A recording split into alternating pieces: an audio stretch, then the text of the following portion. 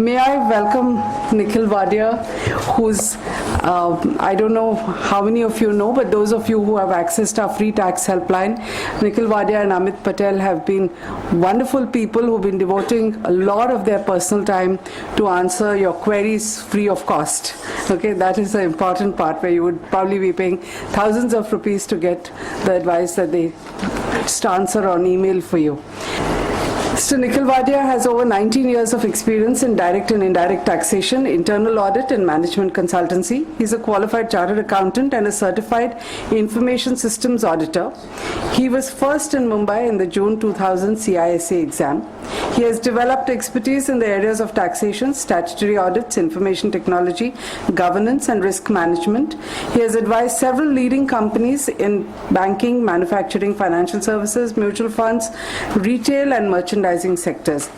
I'm going to keep this really short because I'm sure you're eager to hear what he says, and hand the mic over to you. We are going to start with talk on demonetization, and we are going to basically concentrate more on the tax aspects of it. So initially we'll start with few other things, but main concentration would be on the tax aspects and not on the withdrawal or the receipts aspect, because I think those limits and everything is getting changed every day.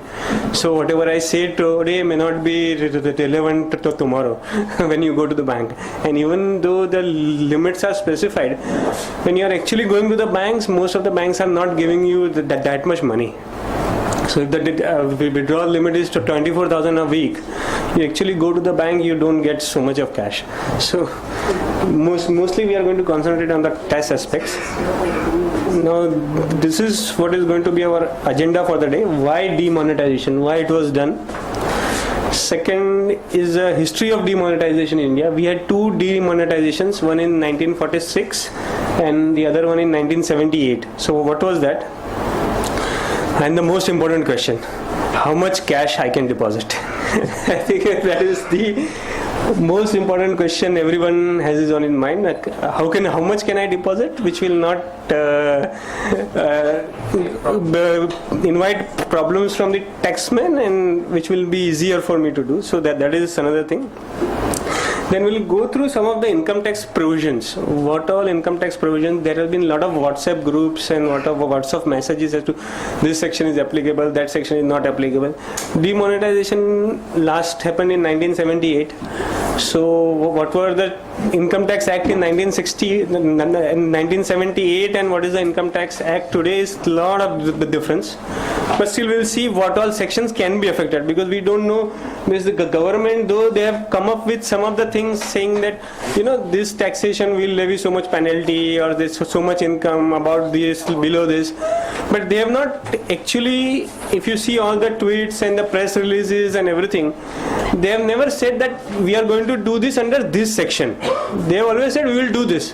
7 years jail if you do this. 200% penalty, we will do that. But under which section? You please specify the section under which you will do it, so we can study it whether you can actually do it or not. But that I think nobody has said. Then everybody has assumed. If they have said 200% penalty, then it is under which section? So they have assumed that it will be under this section. So that is income tax provision. Other laws. In all these talks, people are only talking about income tax. There are a lot of other laws which gets affected. There is a VAT law which may get affected. There is a service tax law. There is a Benami properties law which may get affected because of this. So when you are depositing somebody else's cash in your bank account, it's a Benami property, and the law was changed in 1st November 2016. So the old Benami property law is now not applicable. The law is substantially changed in November 2016, just 8 days prior to this demonetization.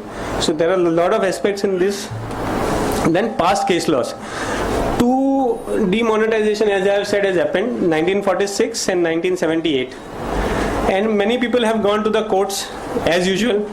Many of the cases have gone up to Supreme Court. There are a lot of the decisions of the Supreme Court which is available as to whether it can be done, cannot be done, what can be treated as income. So we are going to deal with 5 or 6 case laws which I felt which were important, because they were very old. So whatever I could get, I have shown here. Otherwise we'll see. And last but not the least, question and answers.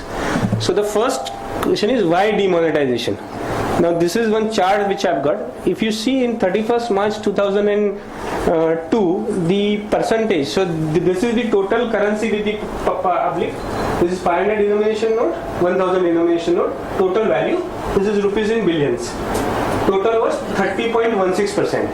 So after the total cash, hard cash with the public, only 30% was in high denomination notes. And one of the reason could be because 1000 notes were introduced in 1998 only. So it was very early days for those notes.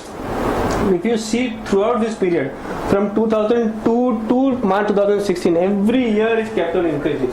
See, 30% to 38% to 46%, 52%, 57%. As of today, when we stand here, it is 85%. So what was there in 2002 as 30% has gone up to 85% today. So the total cash with public 85% today, approximately 14 lakh crore. Was in 1000 rupee and 500 rupees note. One of the reasons why many people said we need demonetization is the cash with the public are very high. But whether this was the way of doing it, we don't know. But still, 85% of the total cash with public was in 500 rupees and 1000 rupees notes. So this may be one of the reasons why they wanted to do a demonetization of the currency. Another reasons which have been given is terror funding. I don't know how much cash terrorists must be having. So somebody saying 400 crores, 500 crores, we don't know. Fake currency notes, again the same number which is coming up. Non-tax-paid money with the Indians. Now this is what is popularly known as black money. You know, with the money on which no tax is paid and it is just lying with somebody. Or even if it is used in a trade which is not accounted anywhere. So it is not accounted in your GDP, it is not accounted in your tax returns, it is not accounted in your VAT, service tax, any returns. Still, demonetization, I would say, is a one-time measure to flush out the entire thing. It is not going to stop future generation of black money. The future generation of black money in terms of new notes may have already started. So we have seen few cases where people have started, few people have been caught accepting bribes in new notes. So that is not stopped. So this demonetization, if it stops, it is going to stop basically what was there existing in the system which people cannot adjust. Okay, that is what is going to go out of the system. And even if people adjust, there is going to be a cost to them. So if the tax rate goes low after this, then people will think whether it is worth the effort to keep black money or to pay income tax and enjoy the balance money. So that this is basically going to happen. Now, what is the history of demonetization in India and what happened in the past two demonetizations? We had first demonetizations in 1946 and all notes above 500 were demonetized. There were 1000 rupees notes and 10,000 rupees notes as well. The total currency with the public in high denomination at that point of time was 143 crores approximately. Out of this, the currency which the people actually exchanged with the government was 134 crores. And what was actually demonetized in 1946 was only 9 crores. And there are RBI reports. If you go to the RBI site, they said it was not a good thing and it was mostly like a failure because only 6% was done. Second demonetization, as we all know, happened in 1978 when the Mumbai Desai government was there. For 1000 rupee note, 5000 rupee notes and 10,000 rupee notes were demonetized. So even when I was reading this, I said in 1978 we had 10,000 rupee notes and people were saying that it's okay to have. And today even to have 500 rupee note, we are saying it is very high denomination, it needs to go. So the value of rupee have gone down, the inflation has eaten away the value of the monetary currency. The 500 rupee note in 1978 was much more valuable than what is valuable today. Even if you consider the BSE Sensex, maybe if you take base year as 100 during that period and today it is 23,000. So the huge value of the currency has eroded, the huge. But still we are seeing that 500 rupee note is a high denomination note. We don't know whether it is true. Then in 1978, out of the total issue of 146 crore, 125 crores were exchanged and 20 crores were not exchanged. So the net gain to the government in 1978 was only 20 crores. Currently what people are talking about, the gain that will happen to people is around 3 lakh crore. 3 lakh crore is the gain which will happen. Another issue with the current demonetization is, which was not there last time, was the data with the government. I think this demonetization is totally different from the past two demonetization, is the kind of the banking system that we have. Today, more than 80-90% of the banks are in core banking systems. They have their data in one server. Previously, each individual branch has to send reports. Now the data is easily available. So, and the only way you can exchange notes to today is to deposit in a bank account. There is no other way you can, your old notes of 500 and 1000 can be converted into a correct currency or in a credit in the bank account, except for that. So bank is going to get a lot of information, and that information is going to get passed on to all the tax departments. It's not only to income tax department. I would say this information is going to go to all the tax departments. It will go to excise, it will go to a lot of departments. So this time the technology is on the side of the government. Maybe it is on the side of the people also. So we don't know what will happen. So that is the major change, I would say. What was there in 46 and 78 and what is there today is the basic technology available with the government. Now we'll come to the most important question. How much cash I can deposit? Apart from, I think, the other question, why Katappa killed Bahubali, this is another question which everybody wants to know.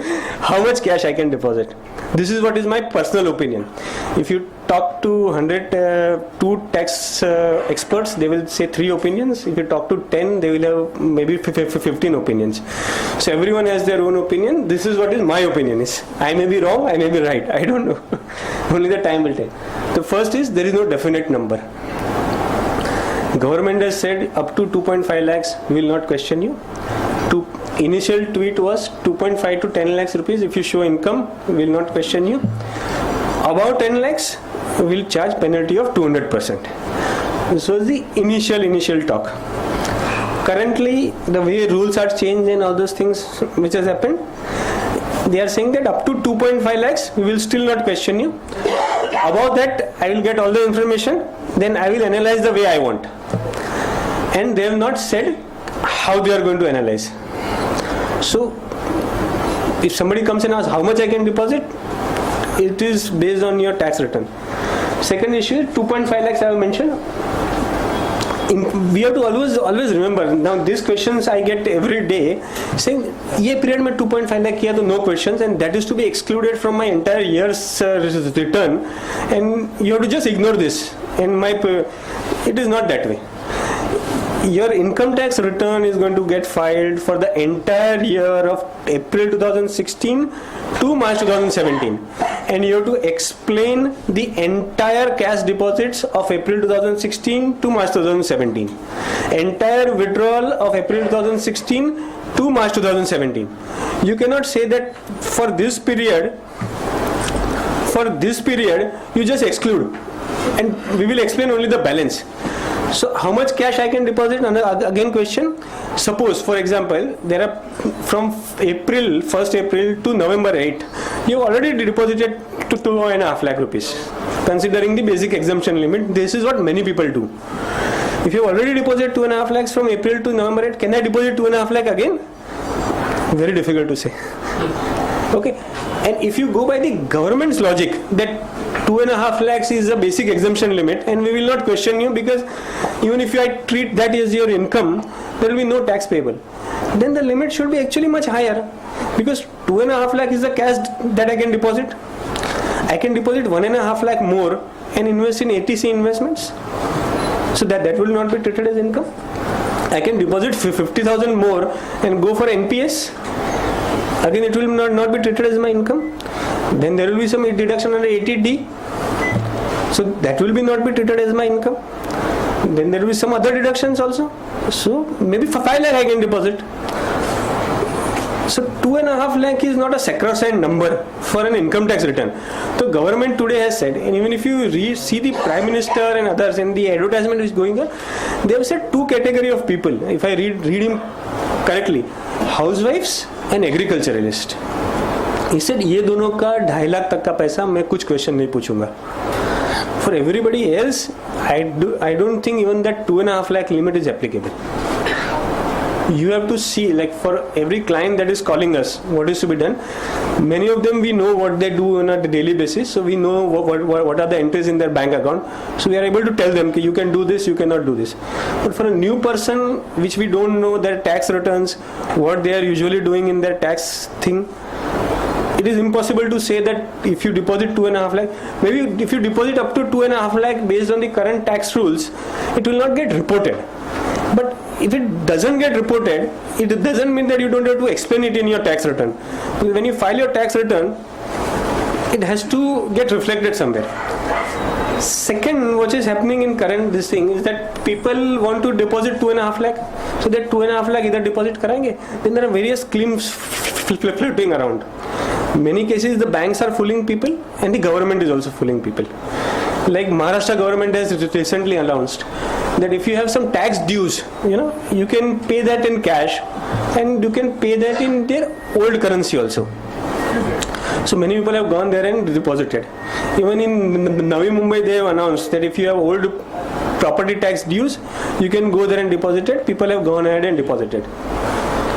The question is, if you have MVAT dues, so Maharashtra VAT dues, you are doing some business, right? It is the due because of your books of accounts. You have to, if you are under MVAT, you will be maintaining books of accounts. And you have gone there and you have extinguished your liability to pay that tax by paying that 2.5 lakh rupees, whatever, 2.5, 5 lakh ka due, 10 lakh ka due, 20, any amount they are accepting. So even if you have 10 lakhs dues in my MVAT, if you go there and deposit, the SBI is accepting cash.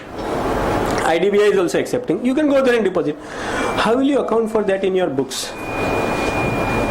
Your liability is extinguished. You said I have introduced cash in my books. If you are under tax audit or if you are under statutory audit in your business, how would you explain that in your books? From where you have got those cash? So I think the mindset of the people have gone, whatever I don't deposit in the bank account is something which is not going to get questioned. So I don't think that is a right way of looking at it. It is what is you are going to do with the total cash that you have. So if you deposit something for property, electricity bills, many businessmen have come up with huge electricity bills, they have old outstandings and all. Can I pay everything in cash? I said, even if you pay 1 month bill in cash, for example, and with your old notes, when we prepare your balance sheet, that 1 month bill will not appear, right? So that 1 month, what did you do? Did your factory close down for that 1 month? You didn't do any business? There were no dispatches for that month? So how can you just pay that 1 month electricity bill in cash and saying that, oh, ho gaya, abhi kuch nahi karna hai iska? It's not that way. So government is also saying that, okay, we'll accept, they are accepting, but I don't think that, the things are that sacrosanct in terms of whether if you deposit you will not be questioned. I think you will be questioned if you deposit that money. And for the businessmen, actually, those who are in business, for salary the issue is much less. But we have seen some salary cases of 40 lakhs, 50 lakhs salary, not even having a 2.5 lakh withdrawal in April to November. And they come up and say that, can I deposit at least 2.5 lakh? From where you have got this cash if you have not deposited in the current year, even if you have not withdrawn in the current year? So it's not a simple question of what is it that you can deposit. We have to see each and every case on case-to-case basis as to what is your tax return, what exactly you are doing in that tax return, and what you can deposit because of that. So it's not a simple thing. Any questions on this? I think many people must be okay. So in the earlier years, might be somebody has withdrawn some amount and kept in his locker. Like keeping cash in your locker was not a crime. Say 50,000, 1 lakh rupees. Yeah. And now he is depositing.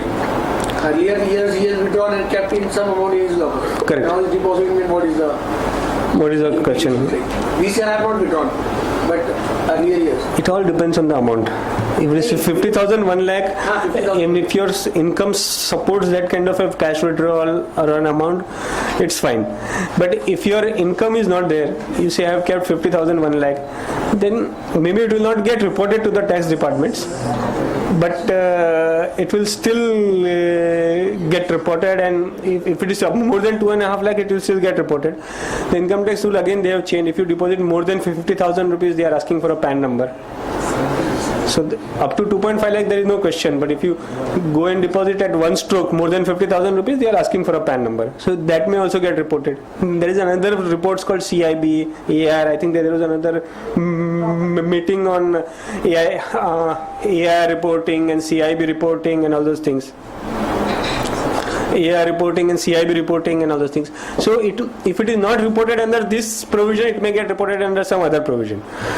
So it is not clear as to, we have to see each and every case, what you have done till November 8th, what you are going to do after November 8th, what you are, after December has ended, what you are going to do in Jan to March. Because your income tax return is for the entire year. I am repeating it again. It is for the entire year of April 2016 to March 2017.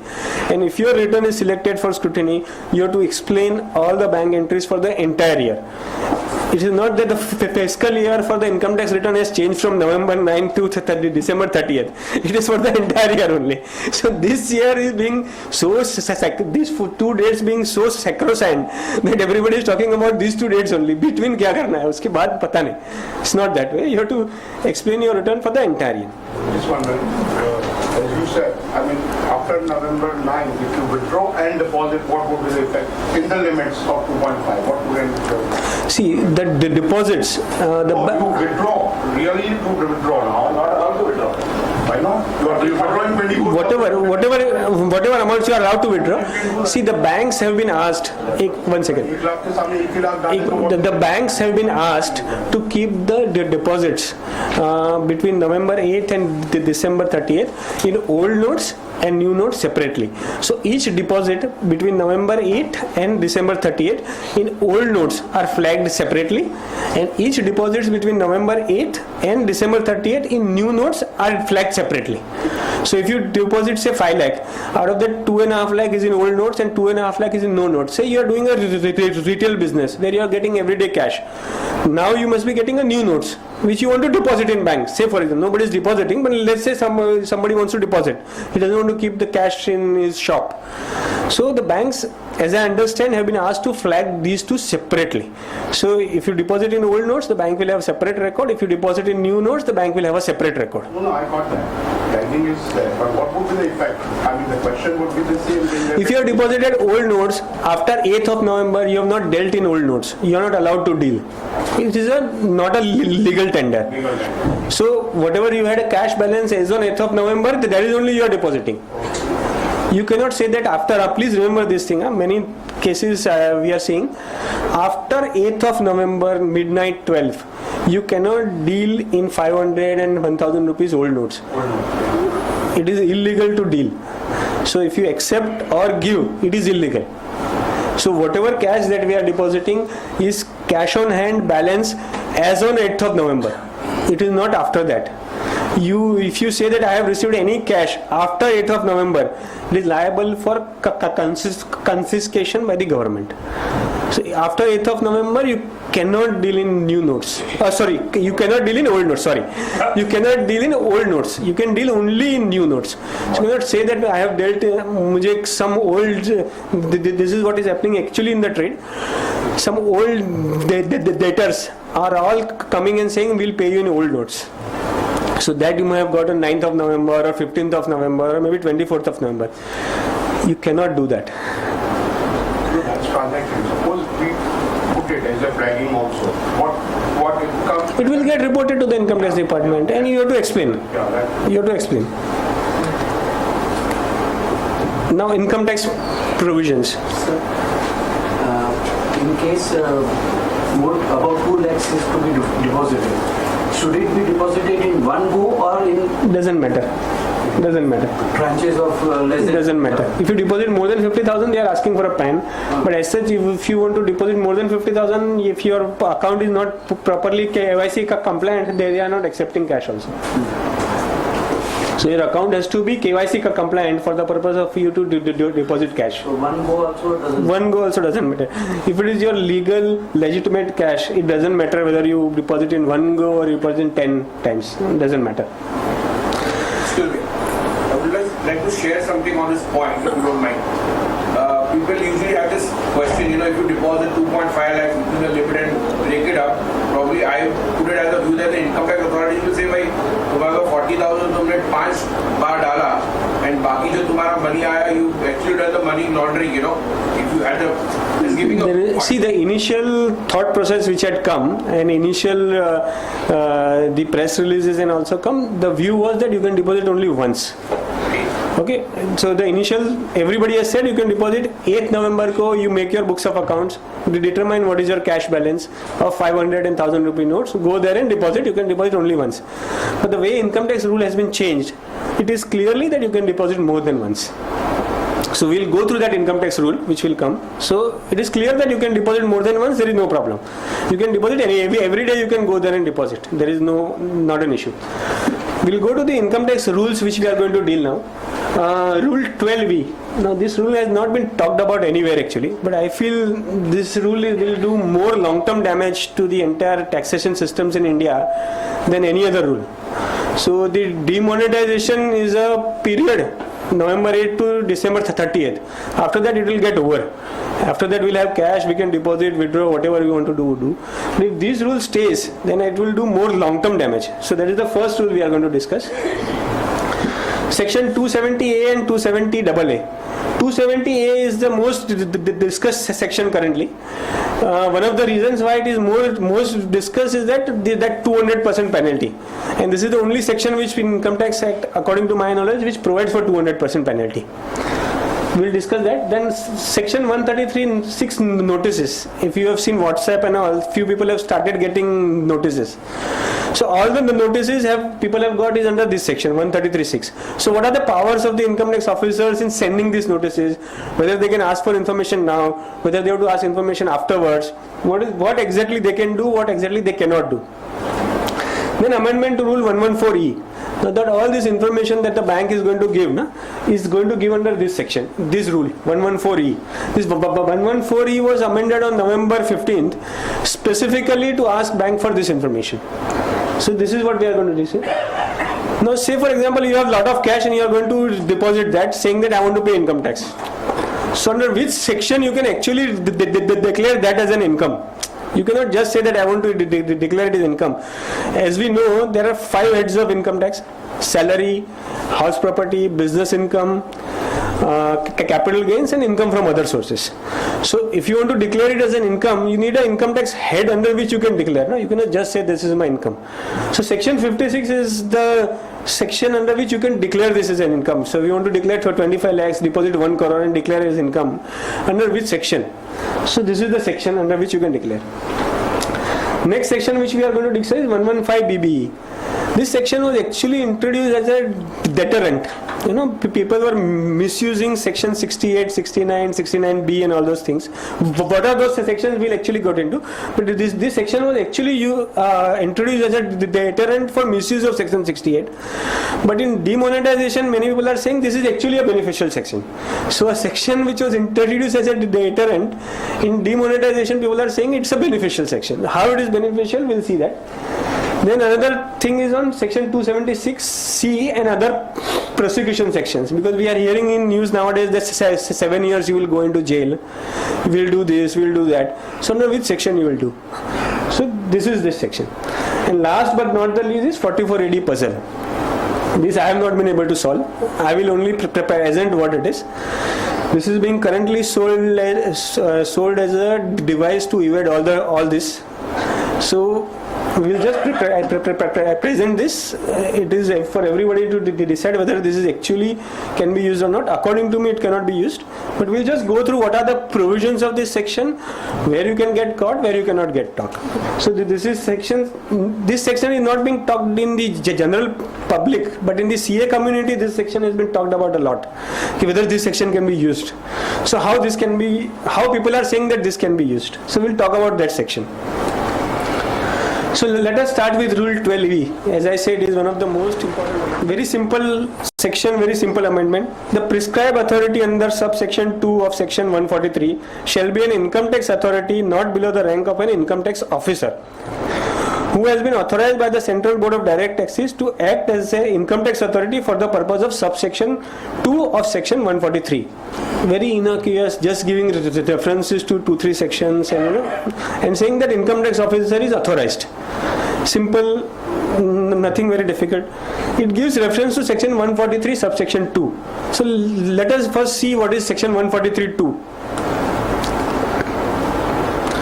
Section 143(2) has been there for I think donkey number of years. Where a return of income is filed, the assessing officer or the prescribed income tax authority. So see, this prescribed income tax authority was brought recently. It was not there previously. As the case may be, if considered it necessary to ensure that the assessee has not understated the income or has not computed excessive loss or has not underpaid tax in any manner, shall serve on the assessee a notice requiring him to produce any evidence on which he may rely upon and to support his income. And it prescribes also a time limit by which this notice can be issued. So it says no notice under this subsection shall be served on the assessee after expiry of 6 months from the end of the financial year in the return is filed. So if your return for April 2016 to March 2017 is due by July 2017, September 2017 or November 2017, there are 3 dates. You can be served notice under this section up to September 2018. So if you deposit this cash between November 8th, 9th, 10th, because November 10th bank opened, till December 30th, you can be served notice up to September 2018. So it's not a small window, huge time available under this subsection. We'll go back to this slide. Why this is important? This is basically a scrutiny section. What is known? End of the financial 6 months of the end of the financial year. So it will be September 17th. End of the financial year in which you have filed the return. Okay. So I am filing spills over to the next financial year. Because you will file the return by September 2017. So they have time up till September 2018 to give you the return. So whatever cash you deposit, up to September 2018, you can get a notice. And the finalization of assessment, they time have till December 2019. So there is a lot of time with them. So then we'll go back to this. Till date, the income tax return scrutiny, this section is popularly known as the income tax scrutiny section. Your return can come up for scrutiny under 3 different things, or 3 different authorities, or 3 different way it can come up for scrutiny. First is popularly known as CAS, Computer Aided Scrutiny Selection. That is what CPC Bangalore does. They have been given an objective criteria as to if everybody is filing the return electronically. If there is an electronically, and they have been given objective criteria, you have all the returns. You apply this criteria. If you fall in this criteria, your return gets selected for scrutiny and transferred to your respective jurisdictional officer. That is the first criteria. Second, every year CBDT issues a circular saying that apart from cash, these are the types of assessees which should be selected for scrutiny. Again, it's a very objective criteria. It says that anybody who is a scientific research association should be selected for scrutiny. If there is a raid, should be selected for scrutiny. If there is a survey, should be selected for scrutiny. If there is any past history of additions and there is a question of law involved, then it should be selected for scrutiny. So there are objective criteria why if you have claimed any expenditure under scientific research, your return is selected. And these scrutiny return criteria change every year. Third is, if the principal commissioner has an information saying, and very verifiable information, or the assessing officer has a verifiable information from somewhere that some income has escaped assessment, then he needs an approval of the principal commissioner or the commissioner for selecting your return for scrutiny. That third is a manual scrutiny criteria, and very few returns get selected because cash and this criteria give so many returns that manual there are very few return goes under scrutiny. This changes everything. It says now in these 3, one is the objective criteria of CBDT, objective criteria of CPC, another is the objective criteria of CBDT, then verifiable correct information with the principal commissioner. So up to the level of principal commissioner only, they were allowed to give directions to income tax notices under scrutiny selection. It has changed, now it is given to income tax officer. So from the principal commissioner, you have gone down to income tax officer. An income tax officer is almost like a lowest level authority.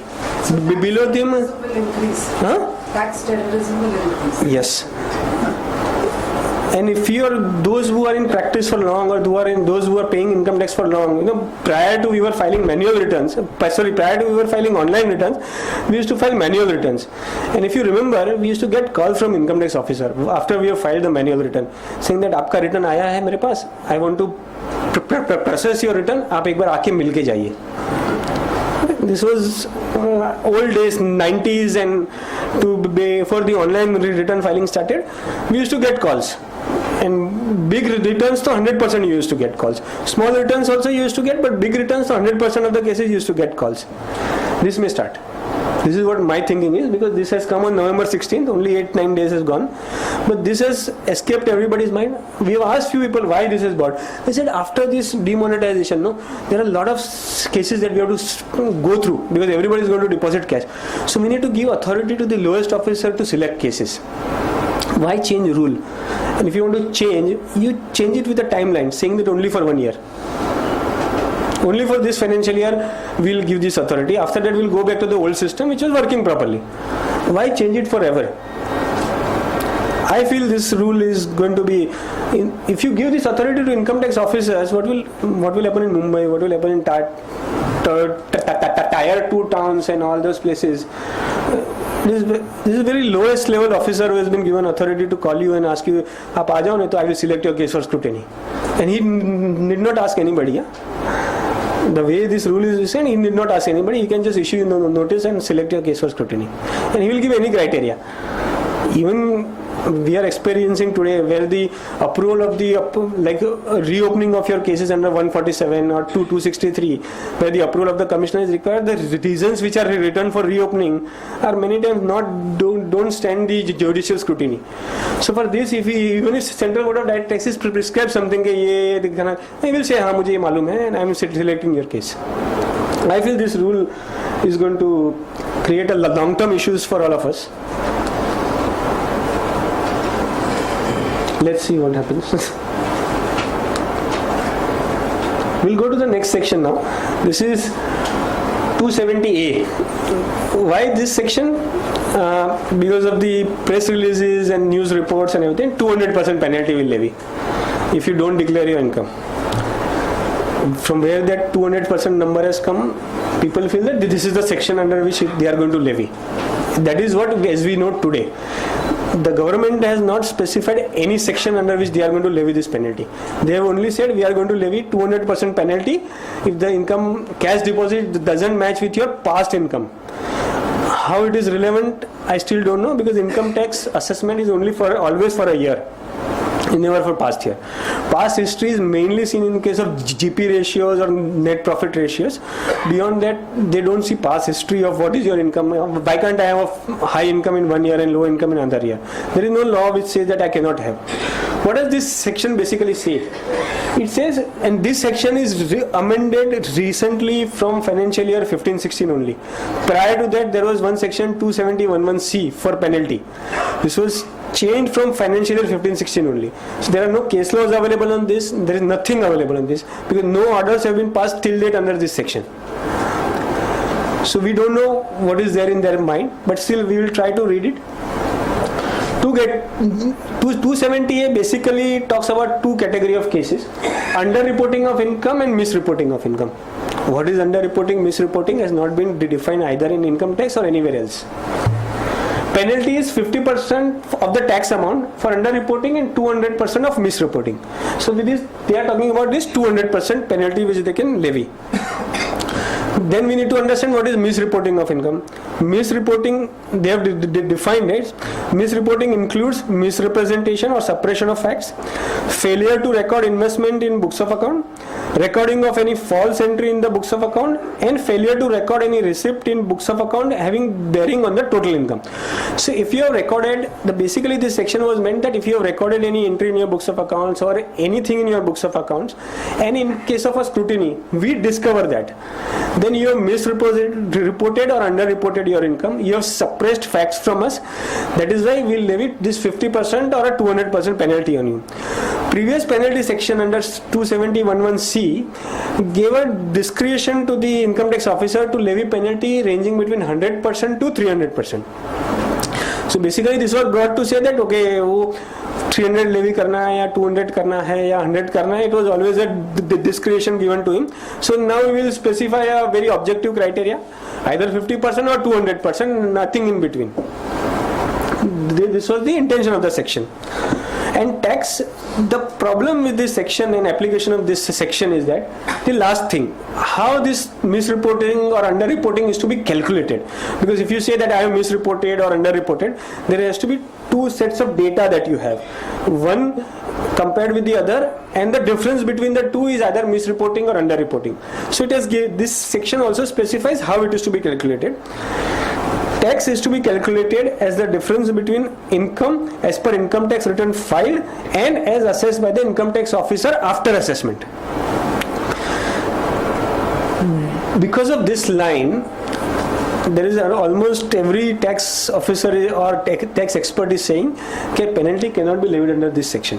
If I declare the entire cash deposit as income, say for example I deposit 1 crore, I declare it as income, pay tax on that plus interest. Two advance tax I have not paid, so interest whatever is payable I pay on December 15th and I have declared it as income. It will be taxed at the highest rate. Under 115 BBE also if you go, it will be declared as the highest rate. I pay tax on that. When the assessment comes, because if I deposit 1 crore, my return is definitely going to get selected for scrutiny. In my scrutiny return, what income tax officer will do? I have deposited 1 crore, I have paid tax on it. You assess, he will again say okay 1 crore, your income is same, income as assessed and income as per the assessment. What I have declared and as per the assessment is same. Then how will you calculate? And there are empty number of case laws in income tax where in any provisions of the law, if there is given some calculation, especially under section 54, 54F, which is the capital gains exemption sections, there are hundreds of case laws which said if the mechanics to calculate a particular amount given in the Income Tax Act fails, then that section is not applicable in that case. There are hundreds of case laws on this, and the section 54s and all were amended because of that. We will not go into that, but because of this, people are saying that penalty will not be applicable under this section. In all the likelihood, if they want to levy under this section has to be amended, or they will still levy. You have to go for a long protracted litigation. Whether you will win, government will win, or they will amend, or I think there is a third possibility. The day on which they have announced this, they have said we are going to levy 200% penalty. They have not specified the section. It is quite possible in this budget they will bring that section. Anybody who has deposited between this period and declared it as income, so much penalty is leviable. That cannot be stopped. Though it will be treated as a retrospective amendment, but the government will come up and say that it is not actually a retrospective amendment, okay? Because when we specified on the 8th of November itself or on the 9th of November, we informed you that if you are going to do this, we will levy 200% penalty. We have not specified the section, so now we are specifying the section. That is what according to me is going to happen. Most likely under this section, because of the wording and the mechanics which are given to do this, I don't think it is going to be possible for them under this section. Suppose still you get caught under this section, then what is the way out? What if suppose your total income is 10 lakhs? Previous year you have said it is 10 lakhs or 12 lakhs, and now you are declaring 1 crore. So, isn't there, given that there are so many draconian provisions, isn't there some provision somewhere by which the income tax officer can say that it could not have been your income suddenly between this month and this month, because you have no established sources of making that 1 crore, which means you are underreported sometimes. Additional income is on account of reporting cash, then it creates problem. So basically that is section 56 which we are going to discuss. It is income from other sources. Okay, income from other sources, basically income which does not fall anywhere. And people will say income from undisclosed sources. See, one thing we have to remember in income tax is not concerned about morality of income. It is only concerned about taxation of income. There are ample number of cases. Even if you have some illegal source from which you are earning income and you want to pay tax on it, income tax says it's fine, no problem, you can pay tax. And even there are some illegal expenses to earn that illegal income, that is also allowed. So income tax is not about morality. Morality or illegality of that income will go under some other law. So if you deposit 1 crore, declare income as 1 crore, based on the current, it is very difficult. But it is all, in all likelihood, I feel that they will change the law. And it cannot be called as a retrospective taxation also, because they have informed you. On the day on which the scheme was announced, they have informed you that we are going to levy penalty. Now if you get caught under 270A, there is still an immunity section, 270AA. It says what? After your assessment is done, and if income tax officer has added something to your income, say you have declared income as 1 crore, he said no, your income is 1 crore 10 lakhs. You said okay, I don't want to fight. On that balance 10 lakhs, whatever is the tax calculated, I will pay. You don't levy penalty on me. So this section provides for that, but this is at the discretion of the officer. So you declare income as 1 crore, he taxes at 1 crore 10 lakhs, and there are specific provisions how you can do it. You cannot appeal against that order. So your right to appeal goes. You are saying you are accepting whatever he has done, and you are saying that I will pay this tax, I want to buy peace. This section, an assessing officer has to pass within 30 days of you informing him and paying the tax. He has to pass an order saying either rejecting your application or accepting your application. Suppose if he accepts your application, you are through, there is no penalty under 270A, and there is no prosecution also. So this section gives you immunity from penalty as well as from prosecution. So even if you get caught under 270A, you can, there is 270AA still available. Another issue, if suppose he rejects, suppose you 1 crore 10 lakhs, you have paid the tax, he says still no, I want to levy penalty, I will issue a notice. Then you can still go ahead and file an appeal. Though while applying for it, you have remitted your right to appeal, but if he has not accepted, then though there are, because this is a new section, 270A and 270AA were introduced together. So there are no orders available, there are no case laws available. But from the past history of other sections, we can say that if you have gone for an alternate remedy, there are several case laws on this. Say under the Income Tax Act, when you are aggrieved by something, the Income Tax Act gives you a lot of routes to mitigate your aggrievedness. So whether you can go under X section or Y section or a Z section. Suppose some order is passed against you, then there are various, you can apply for a rectification under 154, you can go for an appeal under 243, you can even go under 273A telling commissioner कि मेरा गलती हो गया एक बार माफ कर दो. There is one section under Income Tax Act where you can, once in a lifetime, you can go to commissioner and say that I want to declare so much income. So that is also available. So there are various routes. So Income Tax Act, the case laws basically says that if you are going on an alternate route and that route was not available, then you can go under some other route. Why this 30 days time? Because against an order, scrutiny order, 143(2) order, which we have discussed, you have 30 days time to make an appeal. So if you don't appeal within 30 days, then you have to file for a condonation of time.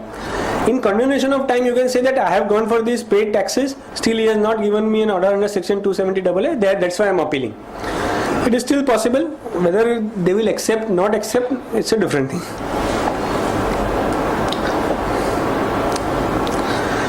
We'll go to this under 133(6) notices and power of survey under section 133A. If you see WhatsApp, nowadays we are getting a lot of screenshots of people getting notices under this 133(6). You have recently deposited cash so much. You tell us the source. So what is this 133(6)? 133(6) gives the right to your jurisdictional assessing officer. So your PAN, if you go to the income tax e-filing site, it gives the jurisdictional assessing officer ka name. It doesn't give name, it gives the designation of that officer, it gives his email ID and where he is located and all those things. That officer can issue you a notice under section 133(6). He can issue notice to others also if there is an inquiry pending against you. And the section says ITO can ask for any information that it deems fit that will be useful for any inquiry or proceedings under this act. So words are very important. any inquiry or proceedings under this act. Basically, when these 133(6) notices are issued, actually there is no inquiry or proceedings against you pending. Because you have just deposited cash, no? And my return for the year April 2016 to March 2017 is due somewhere in July or somewhere in September for most people. So if my return is not due, what is the inquiry pending against me or pending against somebody else for which you are issuing me a notice?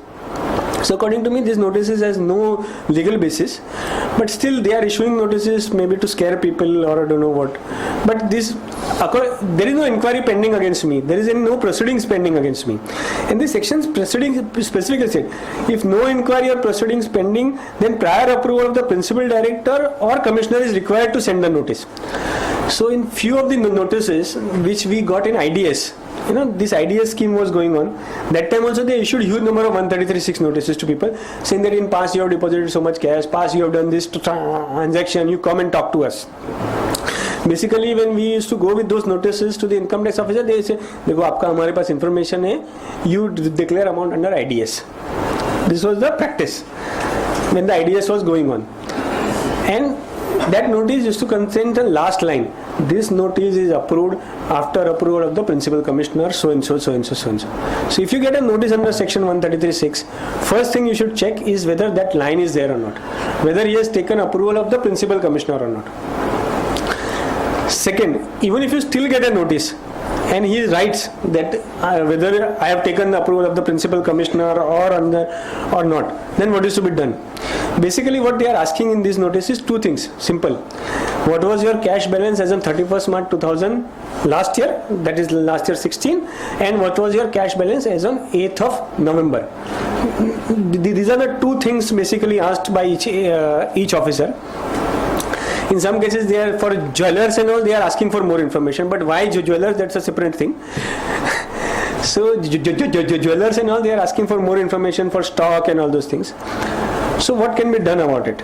Second, first, according to me, you can simply say that we are under the process of preparing our books of accounts. Whatever cash that we had, we have deposited. Once our books are finalized, we'll let you know what is my balance. Because as of today, I am not supposed to have my books of accounts ready. The law doesn't ask me to be my books of accounts ready. So I can simply say that my books of accounts are under preparation. However, whatever case, I am only talking about legitimate cases. I am not talking about cases where people want to manage. Those cases I am not talking about. If it was your legitimate cash which you have deposited in bank, and if you get a notice under this section, one is your cash balance, you may have physically counted your cash, it would have tallied with your books of account, but many times in your petty cash or in your cash balance, there are always some entries, always some adjustments. You don't know what is your exact cash balance each day. Many times people don't know when you have the different branches or something. You may not know. You simply say that books of accounts are under preparation, we'll let you know. And once the December is over, these things, notices will not carry much of this thing. Because whatever you file in your income tax return is going to be important. This notice, and even if you say you respond to this notice with something, what else he can do?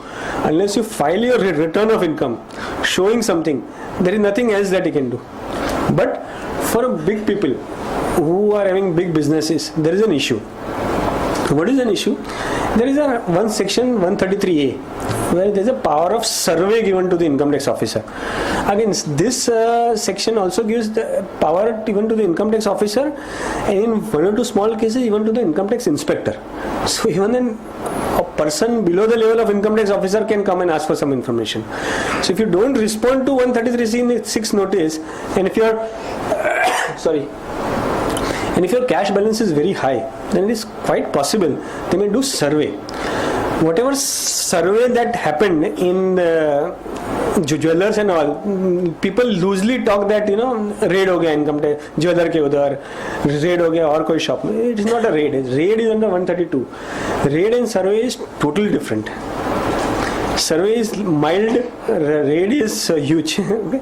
But it is a loose talk which happens that raid ho gaya. Raid it is always a survey which happens, and only the jurisdictional officer do.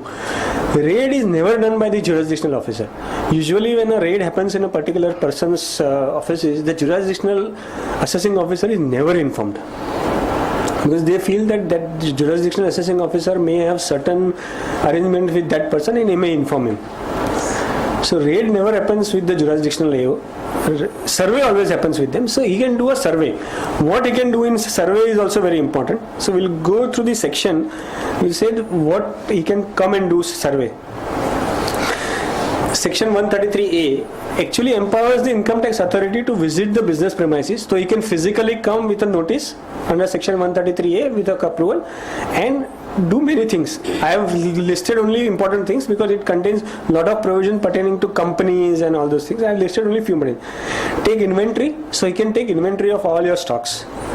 He will take physical inventory and record it. ये item में इतना stock मुझे दिखा, ये item में इतना stock मुझे दिखा. Then reconciliation and all doesn't happen there. He will just come with 10-15 people, record the inventory. As on date I have visited, this was the inventory. Then what was the reconciliation, what was the purchase, what was the sale, whether the entries were made, not made. He will take inventory. He can count physical cash. So he can come to your office, count physical cash, what is the cash in your cash box or what is the cash available with you. You have to say this is my business cash, this is my personal cash, this is cash of the employee. When the survey happens, you have to explain that. So you can do that. He can inspect your books of accounts. In all income tax returns, especially of business, you are supposed to mention in the tax audit report the place at which your books of accounts are maintained and the software that you are using. So all tax audit reports, because this will happen mostly for businesses, all tax audit report you are supposed to mention, and you are also supposed to mention the version which you are using. Say you are using Tally, you're supposed to say Tally 7.2, 9, ERP, you are using SAP, which version, you are using Oracle, which version, you are supposed to mention, and he may come and inspect your books of accounts or any other document that he may think fit. As usually with all income tax, this thing, the powers given to them is very wide. He can come and inspect whatever he wants. Income tax inspectors, there are two things which are even income tax inspector can come and do. Are authorized to check books of accounts and expenses for an event. What is this? I have used the word only event. If you go through this section, it uses various types of event. Mostly this happens in case of marriages. If you heard, some big fat wedding has happened and next day you hear in the newspaper that income tax ka raid ho gaya. Raid doesn't happen. A survey under this section happens and even the inspector is allowed to go there and visit, and this section specifically specifies that this survey under this section has to happen after the event is over. It is specifically mentioned. So when your marriage is going on, he cannot come just and say, "Mujhe dikhao kharcha, kya hua, kahan hua." So if you read in the newspapers, it always next day. After the event has happened, you hear ke The big fat Janardhan Reddy wedding. So after the event has happened, he has been issued a notice. When the wedding was happening, people say, "Kyun usko puch nahi rahe? Kyun puch nahi rahe?"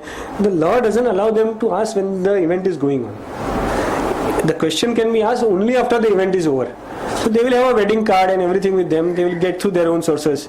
They know when the event is getting over. Next day, in all big weddings, usually the notice is issued. Weddings or any big event where they feel that a lot of cash was involved, a notice is issued saying that kaisa kitna kharcha hua, kya hua. Many times they send their officers, do some video recording, photographs and all of the decoration, the venue and all those. And they try to find out from the market as to what all expenses would have been incurred, what all people who you have hired, who was your caterer. In case of weddings, what happens? No? You get notice, your caterer, your decorator, your other people also get notice. How much they have spent, how much you have booked. So both people get notice, but those big fat wedding fellows are used to this. So they may be getting maybe 10, 15, 30 notices in a year. So they are really not bothered. But this section can be used for this demonetization purpose. Basic idea was this can be used if you don't respond to 133(6) notices. They may use this section, come to your office and check your records. So when you get a notice, it is advisable to at least you respond to that notice in some manner. They are going to issue lakhs of notices.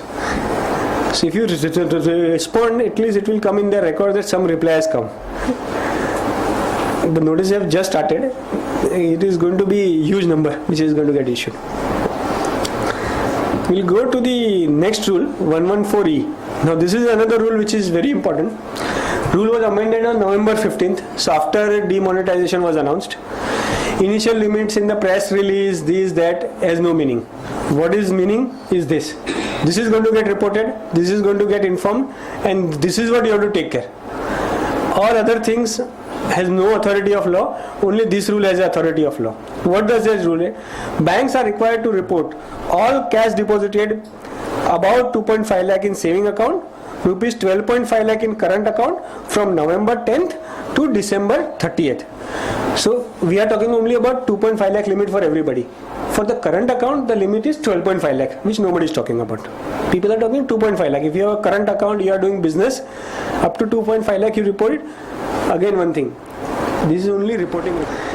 It does not mean that if you deposit 2 lakh, it will not get reported, but you cannot be questioned. So please remember that, because many times when I say this, people say, okay, 12.5 lakh for current account, I will deposit 10 lakhs, nobody can question me. It's not that way. This is only the reporting requirement for banks.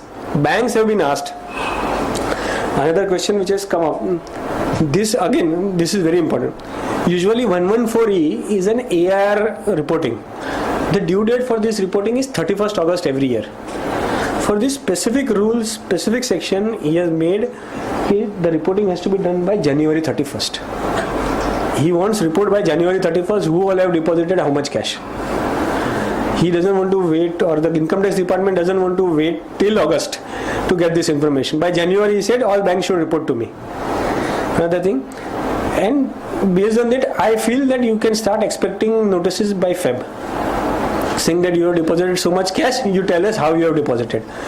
It is quite possible. Today only news I have heard in Jharkhand, some of the Jan Dhan accounts where the large cash deposits were made, they have freezed those accounts. So maybe they will use this information. By the time the money leaves the account, they will try to freeze those accounts where you don't respond to notices, or to that extent they may freeze the account. Say you have deposited 5 lakhs. Original balance as on November 10th in your account was 1 lakh. So they may either freeze the entire account, or they may freeze it only to the extent of 5 lakh, whatever you have deposited. It is quite possible this will happen. Because the way they are changing the laws and way notices are getting issued, and if you don't explain, it's quite possible that by by Feb or March they will start freezing the accounts, and there are other laws which they will use to confiscate that money. So that they will not be belonging to that person. Will attract tax. Again, I am saying this is only the reporting requirement. This is reporting requirement, and if you go through the actual rule, I have just simplified it here. It says that if a person has 2 savings account or 3 savings account with that bank, they have to aggregate in all the savings account. But this limit is per bank. It is not aggregation of all the banks, because that they cannot do. But there are other reportings where the bank will report even the lower deposits. So there the aggregation will happen.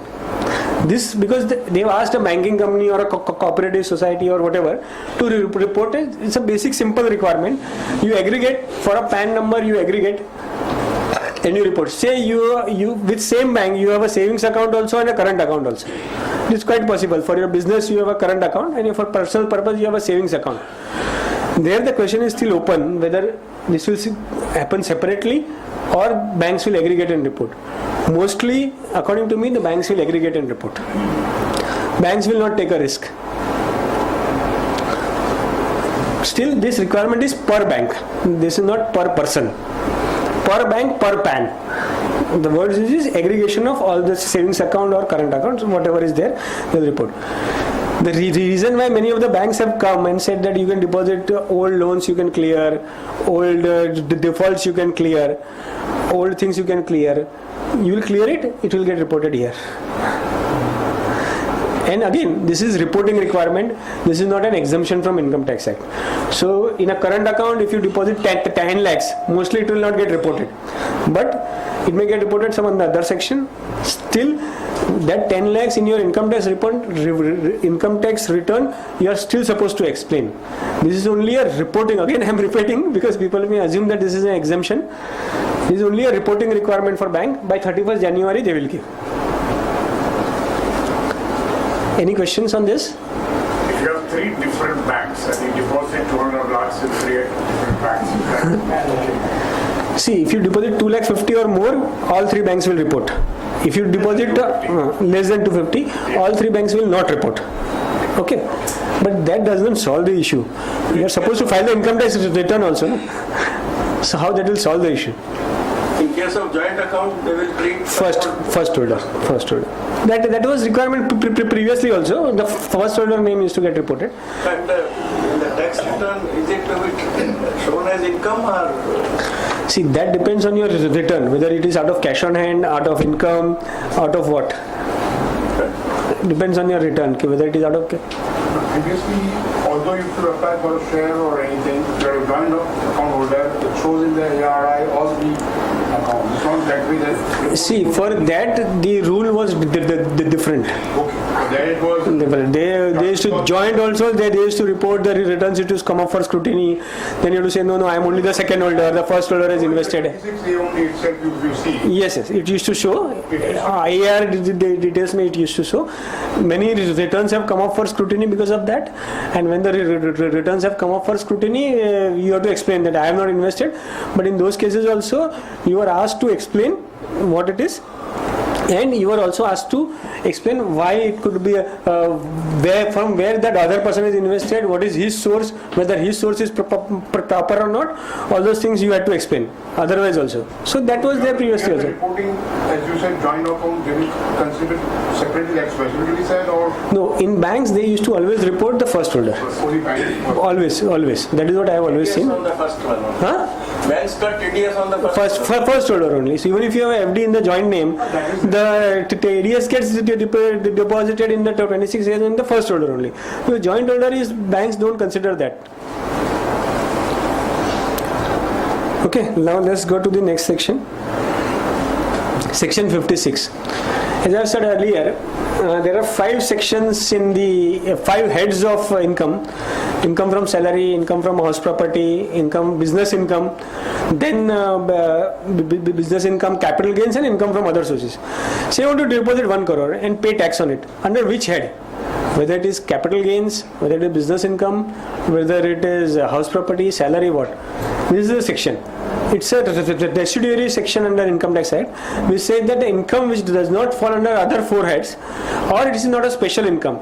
There are some sections where the income is considered to be special, for foreigners, royalty income and other income. So we will not go into that, but if it is not a special income, it can be reported under this section. 56. Cash deposit note would be taxable under this head. In the income tax return, where to show it?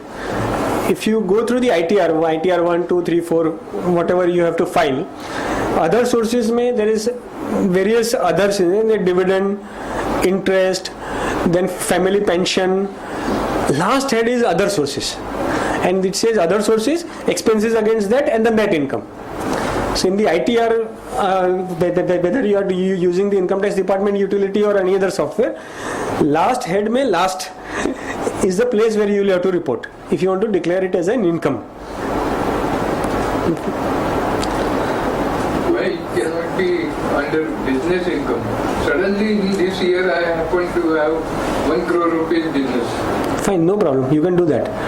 The issue is, if it is your business income, we'll come to that. We'll come to that. If you declare it as a business income, the taxation aspect of it is going to be a lot different, and the cost of declaring it under business income would be more than the amount that you have deposited. Because you will not see. Problem currently is that people are currently concentrating only on income tax act. If you see most of the WhatsApp forward or social media or even seminars में people talk, where chartered accountants are present, people usually talk कि other law में problem है, आप देख लेना क्या करना है. But the problem is not with income tax, problem with the other laws also. So if you go under the business income, many times the tax that you will have to pay would be more than the amount that you have deposited. So business income nobody is advising except for that 44 AD that I have spoken. No? That will go through 44 AD, how people are saying. But except for that, normal business income, it's very difficult. Unless there is some specific case where you can do it, but I think it is very difficult. Section 115BB. Initially this section was introduced as a deterrent.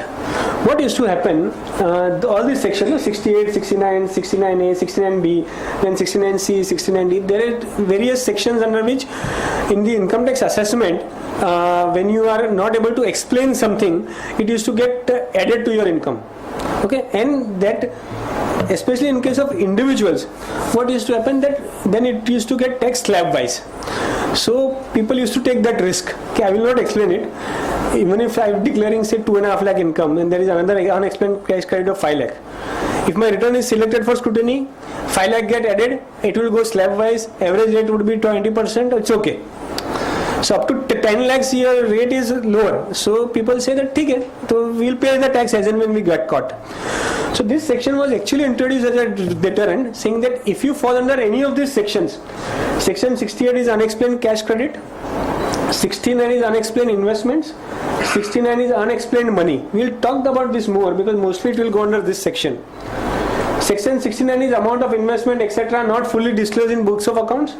69CN is unexplained expenditure and borrowing on hundi.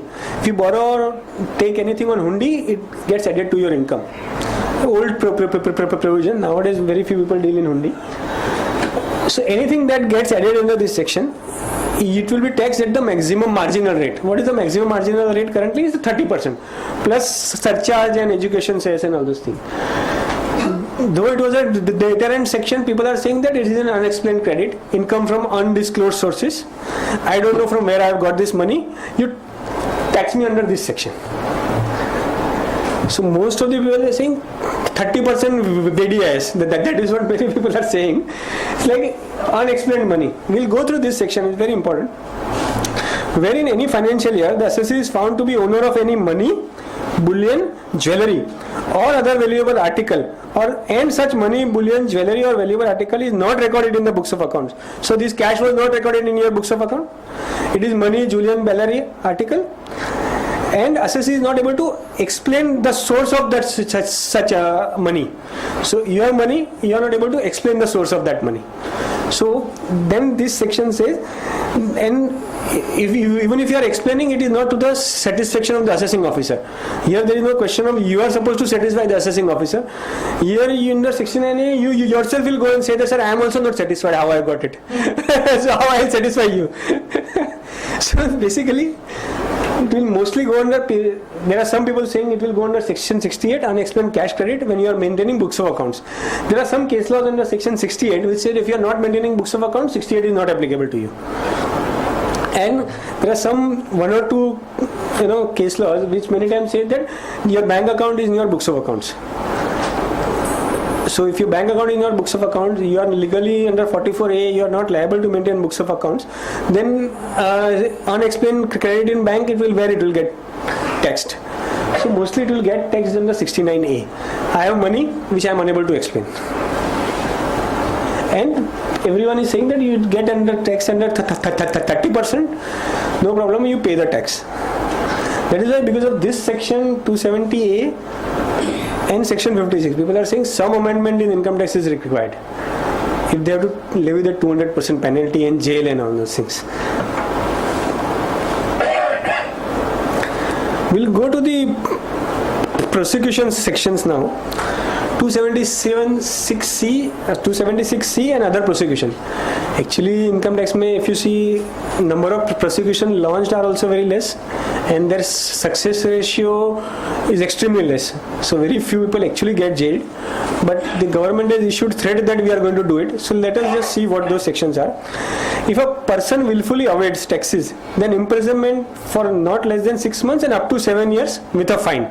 So this 7-year thing which has come up is this 276C. If you have willfully avoided tax, you had money which was unexplained, you have willfully avoided tax, so where I can put you in jail is this section 276C. But this 276C is very difficult to do. You have to first add something to somebody's income, then levy penalty, then launch prosecution, then prosecution में first summons goes, then you attend, then it's a 8-year, 10-year kind of a thing. If somebody really has to go to jail under 276C, minimum 10 to 15 years it will take for somebody to really go to jail. So, sorry? I I can do anything wrong. Anything wrong? No, if the entire system changes and things start doing very fast, then you never know. What we are discussing today is the current law and what has happened in the past. Future, no one knows. Some law will change, some provision will change. We never know. Then we'll see. Modi knows everything. Modi knows everything. So again, section 270, if person willfully makes a false statement knowing it to be false, then imprisonment for not less than 6 months and up to 7 years.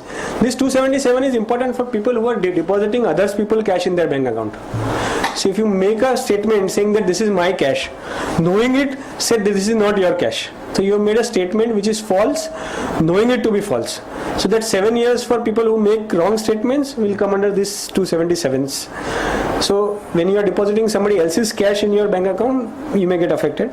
Then there is section 277A, which is that when a person, that is the first person, falsifies books of accounts of another person to evade taxes, then the first person is guilty and is subject to imprisonment.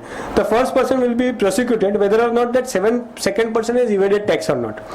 Again, when you are depositing somebody else's money in your account, that person also becomes liable if it is proved that he has given you this cash.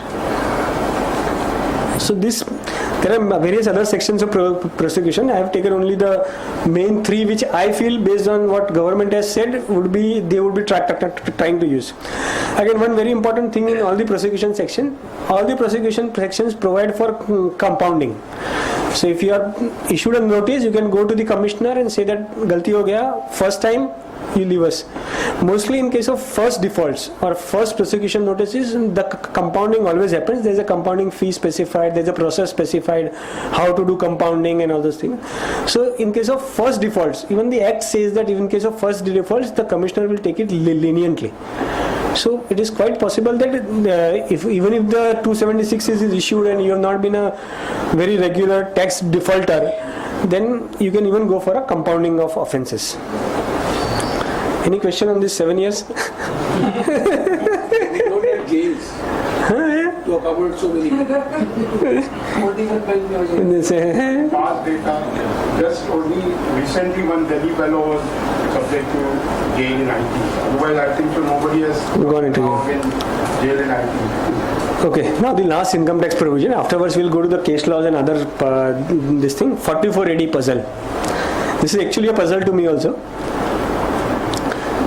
What does section 44A specify? 44AD specifies that if you have turnover up to 2 crores, okay, then a person can declare 8% of that 2 crore as his net profit and not maintain any books of accounts.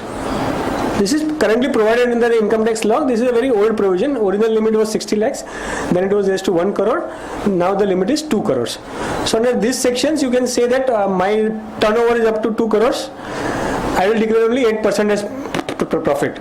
This is actually being sold currently as a tax planning tool. How? You said you deposit 2 crore.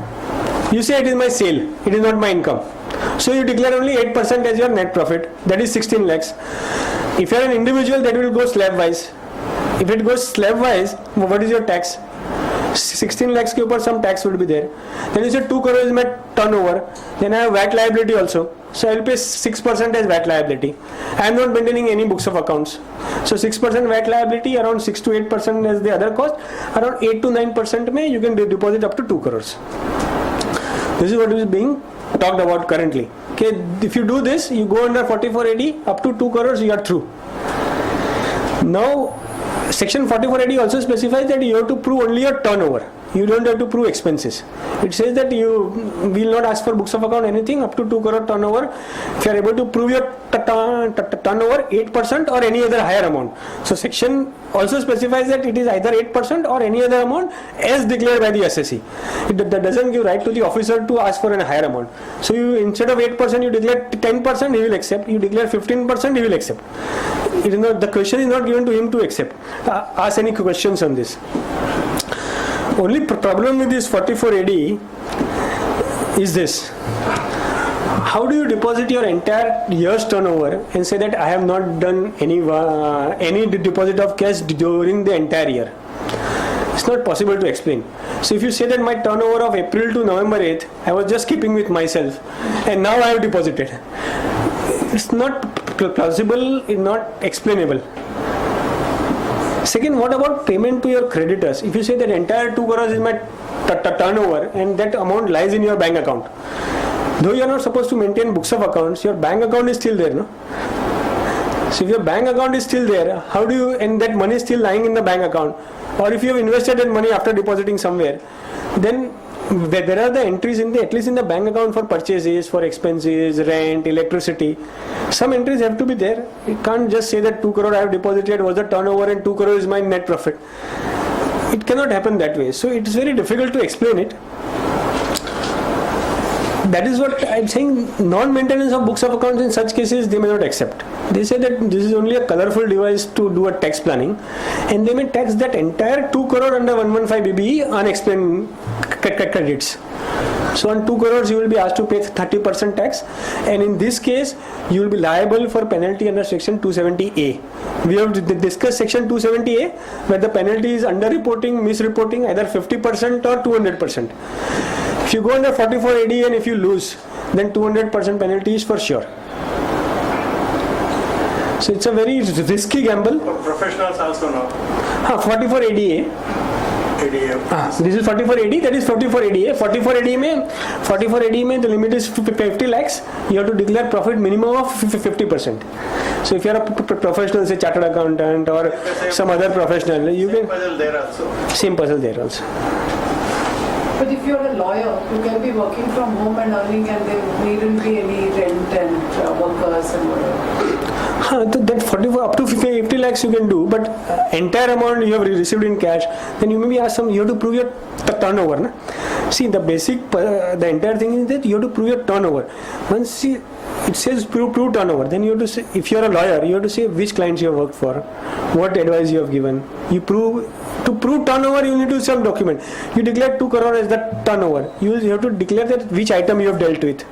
No, if you have to prove, it's absolutely impossible because there are so many connecting laws. And expenses and that and so, yes. Something or the other you will get caught. Something or the other, but there are many people, very, they will do it. So it is for them to take a call. This 44AD and ADA also are required to be along with the tax auditor. No, 44AD and ADA, if you are declaring profit which is less than that, so this section provides, if you are declaring less than 8% profit, then you are supposed to get your books of account audited and say that my profit is less. Say for a lawyer or a chartered accountant, he wants to declare less than 50% under 44ADA, and his turnover is less than 50 lakhs, then he is supposed to get his accounts audited. Otherwise, you are not supposed to get your books because you are not maintaining books of accounts. If you are not maintaining books of accounts, who will come and audit and what they will audit? A lot of connecting things. If you say I have a 2 crore turnover, what is the material that you are dealing in? Whom you have sold? You say I have sold everything in retail in cash, but where is your shop? You must be having some LR for receipt of material. You show that. Some LR for material which has gone out. So something you have to show. It requires a huge amount of planning if somebody wants to do it. But during this period, and in this specific instance, they will see your past history also. Whether any of the previous year you have declared anything under 44AD or not. This cannot be the first year you say, okay, this year only I have started this business. Since Mr. Modi wanted to do this, and I want huge amount of money in this. So in this case, even your past history will go against you. So past years, even if you are under 44AD in past, you are declaring only 10 lakh, 20 lakh, 50 lakh turnover, which was maybe genuine turnover. This year suddenly you come up and say, no, मेरा 2.5 साल तो 10 crore हो गया, बहुत अच्छा business हुआ. It's very difficult to say, but this being talked about in various places and saying that we will go under this section. The risk is if you lose 270A penalties, you cannot be saved. So it's a very high risk kind of a game. Now we'll go to the other laws. In all these things, people are usually only talking about the Income Tax Act or Income Tax में क्या होगा. But there are a lot of other laws which are applicable in this. When you deal in cash or when you say turnover, when you say business, a lot of other laws available. We'll see 2 or 3 other laws which are, I feel, very important. Value-added tax and service tax. See, if the cash is deposited and shown as income in income tax, so I deposit 10 lakh rupees as my cash deposit and show it as income. So basically, the income tax department, they are going to get this information. If it is more than 2.5 lakhs, they will get the information. Once they get that information, they are going to likely to pass it on to all the departments, and that is for sure. Because last time what has happened in MVAT, they got the Hawala dealers ka all the information, they passed it on to income tax, and all income tax assessments were reopened based on that. So when they get this cash deposited information, they are likely to pass on to everybody. So your VAT, service tax, excise, everyone will get this information. So there is no question that nobody will get this information. These deposits, that the other department may say that if you have a turnover, if you have deposited 10 lakhs as your profits, then your turnover would be higher. No? If I have earned 10 lakhs as my net income, then what is your turnover? And VAT and service tax, please remember, is payable on the gross turnover. It is not on the net turnover. So to get the input tax credit in VAT, you need to have a lot of documents. Or in service tax also, you need to have a lot of documents. That you will definitely not have. So if you deposit 10 lakhs, so you say this, they may go, this may be based on the past profitability trends. People who usually go in this are business people who have a business income. So they will go and see your past profitability. Most people don't declare much net profits. So we'll see with the help of an example how this will work out. For example, if you have 10 lakh cash deposited and offered as income, okay, your past net profit percentage which you are showing is 10%. Usually many people they declare 10% as the net profit. Net profit is there 10%. Then your turnover would be 100 lakhs. If your net income is 10 lakhs, 10% is your profitability percentage, correct? Your turnover is 100 lakhs. VAT, if it is applicable, your current VAT rate during the period November to December is 13.5%. So you will be liable to pay 13%, 13.5% VAT. Or if you are a professional or service tax assessee, you will be liable to pay 15% service tax plus interest plus penalty. So what has happened? You have deposited 10 lakhs as cash. Say you are getting out of it by paying 3 lakh rupees tax, but your liability of VAT would be 13.5 lakh or 15 lakhs plus interest. So on a 10 lakh deposit, your actual liability may be 20 lakhs after interest and penalty and everything. So it's not as simple as showing, you have asked whether it can be shown as a business income or not. So even 13.5%, there are some people saying that they declare that item as a 6% VAT. 6% VAT, the schedule is very narrow, and those are specific items which specific people deal in. So to show that my item falls under 6%, mostly they are excisable items. 6% VAT may whatever items are either agricultural items or excisable items. So you cannot suddenly say that I have declared this 10 lakh income from business, then all other I will not explain or I will go through any other loss. It's not possible. So this also needs to be taken care, thought about it before you take any decision. Another one which will deal with Prohibition of Benami Property Transaction Act, and very surprisingly this law was substantially amended on November 1st. The old Benami Provision Act is in 1988. There hardly anything done on that act, hardly anybody caught on that act. This was amended on November 1 in very draconian provisions. Most of the sections were amended. So section 5 says that any property which is a subject matter of Benami transaction shall be liable to be confiscation by the central government. Simple. If we feel that this is a Benami property, we will confiscate that property. Maybe they will use this section to confiscate bank accounts or confiscate cash which is caught. Second, any property retransferred to the original person by the Benamindar shall be null and void. So if you have deposited somebody else's cash in your bank account, and what is happening now, you are transferring that money to the original owner through RTGS or through check or some other manner. They are saying any retransfer is also null and void. So they can go to that person's bank account and attach his bank account. So it's not that you have deposited, it has gone to him and nothing will happen to that person. If it has gone to him, they may catch him also. One thing. Section 4, this is an old section which we have still kept, but we'll go through. No suit, claim or action to enforce any right in respect of any property held benami against the person in whose name the property is held, or against any person shall lie by or on behalf of a person claiming to be the real owner of such property. So if you have deposited, you have given your maid 2.5 lakh rupees, she runs away with that 2.5 lakh rupees, you cannot file a case against her. So you may be paying her maybe 5,000 or 10,000 a month. You have given her 2.5 lakh. So हो गया मेरे को 2 साल 5 साल का salary एक साथ मिल गया. I will run away, go to my village.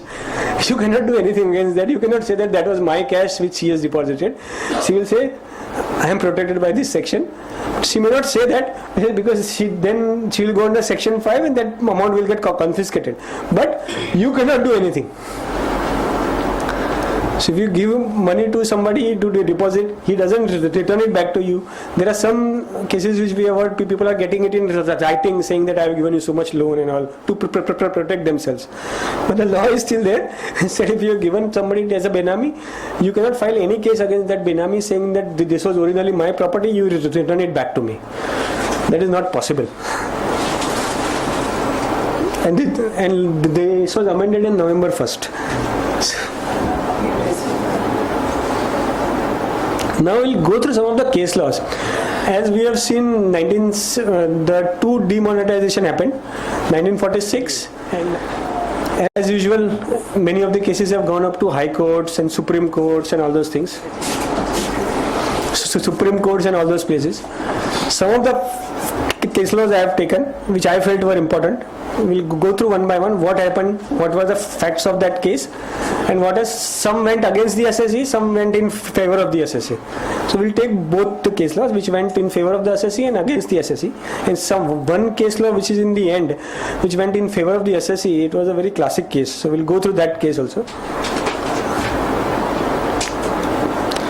Possession of illegal notes.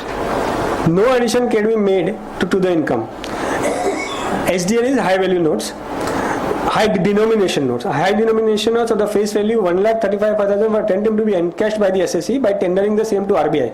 After they cease to remain the legal tender and has thus become valueless. So after 30th December, if you have some cash and or 31st March, because the extended timeline is 31st March where they will designate some banks with some additional documents you can go and still exchange. So after 31st March, if you are caught with some money, this person was called CIT versus Andhra Pradesh Yan Private Limited.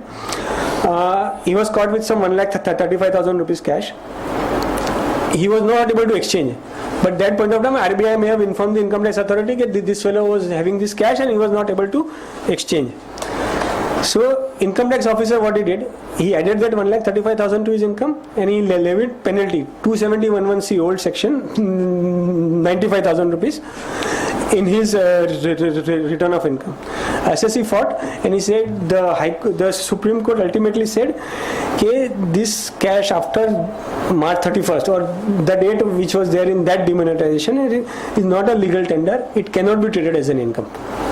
So if you are found in possession of any of the 500 or 1000 rupee notes after 31st March, if some income tax survey happens or raid happens and it is shown in your home, home or office or whatever, then nothing can be done to you.